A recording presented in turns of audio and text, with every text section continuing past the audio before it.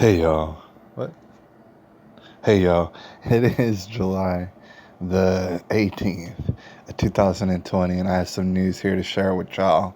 Right? It's about Mexican cartels. Just in case you're interested. I know a lot of people might not know about and hear about all this sort of stuff. And I just want to keep y'all abreast of certain situations.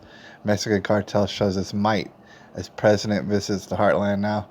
If like honestly, if I were to look at this person, I don't know who he is. I guess he's the president. That's what it is for other countries, even countries right by us. That would be President Andres Manuel Lopez Obrador, and I didn't know who he was. Maybe he recently got elected. I don't know. All right, but I want you to check this out. And before we go into this, which is actually, pretty intriguing, all right, you might find it significant, although not talked about very much on the news. I want to set the stage. I live in San Antonio, Texas. I don't know where to put this. I live in San Antonio, Texas, all right, the home of a lot of things, diabetes, all sort of things. Um, and you find a lot of taco joints here. You know what I'm saying? They know, and they have different selections depending on where you go and stuff. But for the most part, they'll offer you some tacos, man. It's that Tex-Mex, and you can get it around here. Certain restaurants that have the name Jalisco. All right, and I never really thought very much of it, and I don't speak Spanish all that much. I hear it, but okay. Certain ones are called Jalisco, and actually a couple months ago, there was a friend of mine, and we were driving around. We were about to pick up some tacos. You know what I'm saying? That's what you do in San Antonio. And he had the question. He's like, "What does Jalisco even mean?" And I was like, that's interesting enough to Google it, and I did. All right. So kind of find out Jalisco is actually not just taco joints in San Antonio, although that's very significant. And there's a lot of them. You got three of them right here. Those are just ones that are close by. I'm sure there's more Jalisco's in San Antonio. And there's a bunch of taco joints that are not Jalisco's.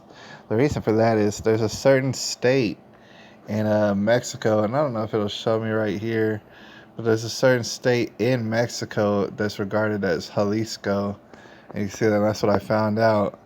All right. So look at this southern part of Mexico right here. It's southwestern part, or I don't know, say south central, and that's what's Jalisco. That's where if you go up to San Antonio, right there, then that's where they all come from. That's where they originate. And actually, kind of find out, even though I only order tacos and things of that nature, Tex-Mex food, you can get all sort of like pork sandwiches and weird different kind of stuff at Jalisco's. I looked at their menus and stuff, especially pork sandwiches. They love that stuff. Anyways, okay, so I got familiar with Jalisco, and then I became a little bit intrigued by it. All right, it's something very intriguing about the Jalisco area. And the more and more I read about it, the more and more it seems as though, apparently, according to some people, they be really taking over in that drug game, the drug cartel game. Um, and apparently, if I understand correctly, it's said that there's about 7 different factions. When you consider Mexican drug cartels, you might consider 7 different factions, dividing them up, and they all claim like kind of a slice of the pie and stuff. And then you got Jalisco, and they're making big moves. All right, I want to talk about it. Mexican cartel shows its might as president visits the heartland. It's by Julia Love. God bless her. We're taking it for free.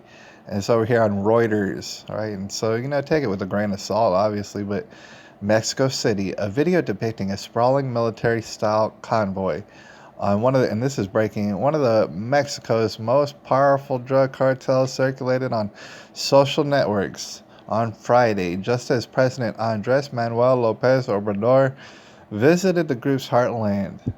All right, in the 2-minute clip, members of the fearsome Jalisco New Generation Cartel, and I don't know if we can play the clip. I don't know if we have to right now, but suffice it to say that I've seen the Jalisco New Generation Cartel, the JNGC for short, or CJNG because they mix it all up in Spanish.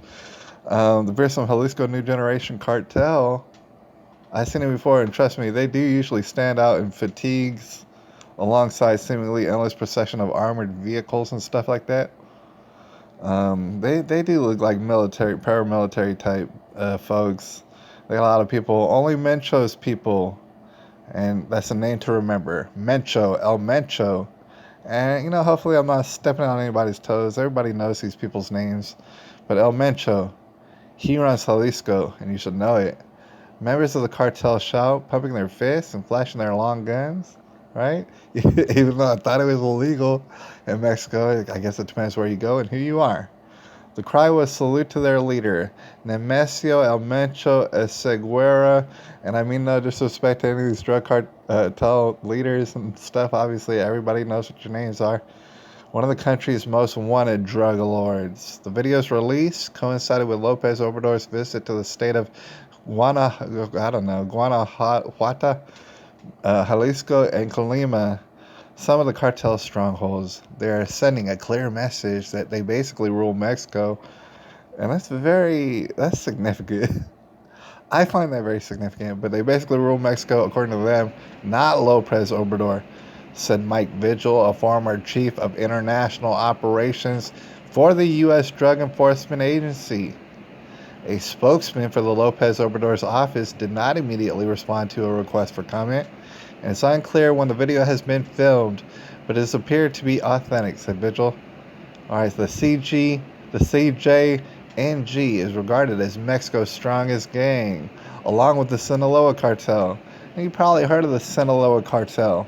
I've heard of their names before, but more and more I keep hearing about the CJNG, the Sinaloa cartel is actually formerly led by Kingpin El Chapo, and I know you remember him, Guzman. All right, so the CJNG, they get ran by the El Mencho. It is often credited with infiltrating poorly paid, and we're talking about, I guess probably both of them, the Sinaloa and the CJNG, when they are often credited with infiltrating poor paid and trained police departments across the country to protect its wide-ranging criminal rackets.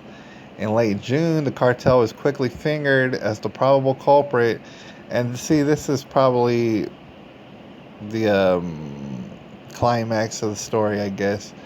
Most interesting, you might have heard of this, probably not, but in late June, just recently, the cartel was quickly fingered as probably the culprit in a brazen attack on Mexico City security head Omar Garcia Harfuch. And I don't know how you say that in Spanish, but Omar Garcia Harfuch.